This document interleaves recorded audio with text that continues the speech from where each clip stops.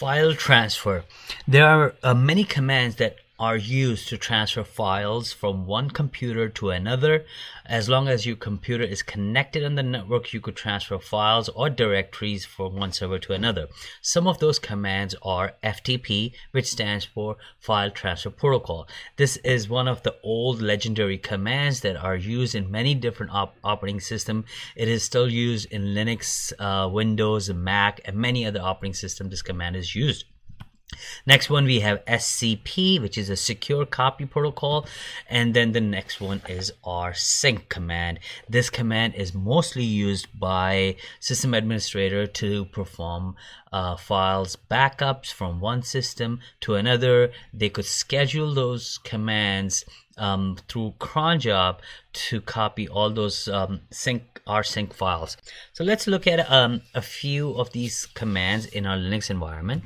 Here we have our Linux machine, and I'm logged in as myself. So when you want to copy a file, let's say I want to copy a file that is called my first file, the first thing I have to do is type FTP and the machine name that it's going to, which is the destination server.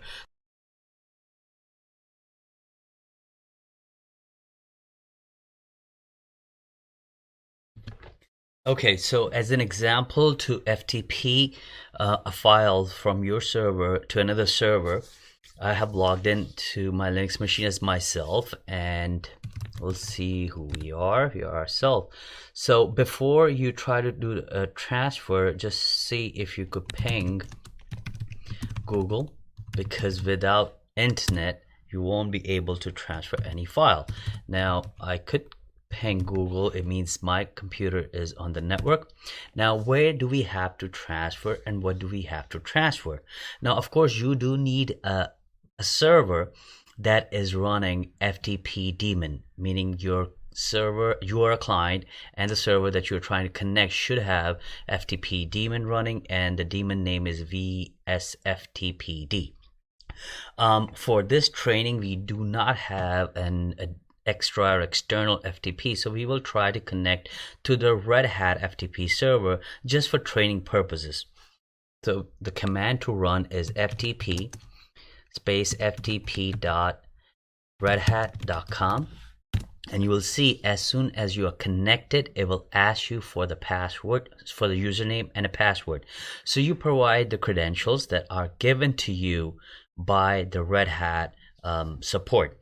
So when you enter the password and username, then you will enter the command put and the file name, and that's how it will be transferred to the FTP site. Now if you're trying to transfer to a server that is not running the FTP daemon, so let's say in our environment we have ps-ef, and we'll grep for FTP, and you will see there is no FTP daemon running, right? So as a training purpose, we'll try to transfer FTP to our own server, and our own server is localhost, or the name of our host, which is my first Linux OS. So first, if you ping my first Linux OS, you'll see you are getting a reply back, right? So it means you are connected to your own machine, of course. Let's clear it out. And now try to do FTP my first Linux OS. And as you hit enter, you will see it says connect, FTP connect connection refused. And why is that? Because my server or my Linux machine is not running the daemon, and the daemon is the one that listens to the incoming traffic.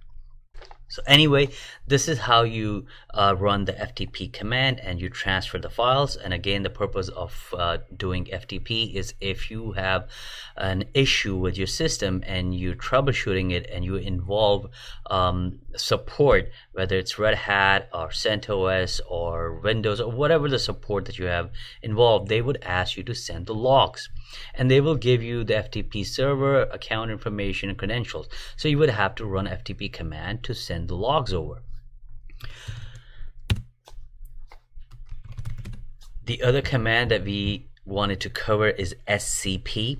Now, SCP is basically copying a file from one machine to another, and of course, it has S in front of it, so it means it's copying it securely. So let's take an example of a file that we want to transfer. Let's see which directory we are in. We are in our home directory, and let's say I have a file called right here, La La Land. So I wanted to take this file, copy it from machine A to machine B. Now, of course, we don't have a machine B where we want to transfer. So we will use our own machine and pretend that it's a remote machine. So the way it works is we'll do SCP La La Land, which is the file that I'm trying to copy over. So where am I trying to copy over? I'm trying to copy over to another machine, remote machine. So we are pretending the remote machine is, which is our own machine, of course, my first Linux OS, and then you put colon, which is first is the host name, slash where are you copying it to. So let's say I wanted to copy it to my home, my user directory, and the directory I want to copy it to, let's say Seinfeld. Seinfeld is the directory. I wanted to copy that file into that folder. So once you have that command, hit enter, and it says could not resolve hostname my first Linux OS. Oh yeah, because I have misspelled first. These are the type of things that you probably would have to troubleshoot. You hit enter. My first Linux OS. It's still not coming up. So what we do is we'll just take out this part.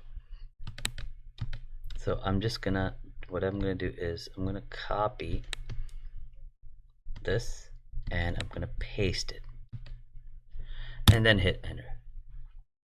Okay, so it is saying that connect to host my first Linux OS port 22 connection refused. So it is refusing a connection. Why is it refusing? I'm not sure, but let's try to do localhost.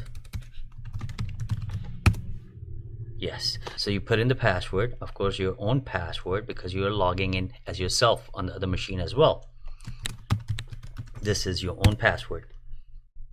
So once you put in the password, you will see it says La La Land 100% completed 7 bytes, and the rate it's 0.5 kilobyte per second. This is the amount of time it took to transfer. So it did transfer. So now let's verify if Seinfeld directory has that La La Land file in it.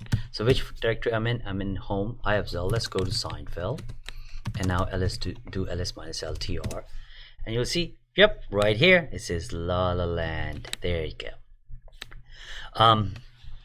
Just to confirm, it's etc host my first Linux OS. So it has 192.168.1.14. Okay, so now I know. So this one, I have hard-coded my host name with 192.168.1.14. And I'm sure why it didn't work, because my IP has probably changed by now. So it's probably hitting some other device in my network. And you see, yes, now my Linux machine is 1.13. And the reason I was not able to connect, because 1.14 is probably one of my other laptop or my iPad or some other device in my home network that got that .14 IP, and when I ran the SCP command, it was actually going to that device. Perfect. It was a very good example. Now you guys learn as well that how important the etc file host file is. I'll go ahead and modify that. I'll become root, and I'll do vi etc host, and I'll just take these two entries out. I'll just leave these two and close. So now if you run that command that we were trying to run before, hit up arrow key, no, sorry, we were as logged in as ourself, right? So now when you run that command, you will see it will give us a prompt. There you go. See, right? This was the one, right? You hit enter. See, it's connected. The next one is our sync. and this will tell you exactly, if I just type rsync, it'll tell you how you could copy files. If you just wanted to itemize the changes, it will also tell you the progress of it. So this command is used, it's a very famous command now, and it is used by many system engineers to do and to perform file systems backup.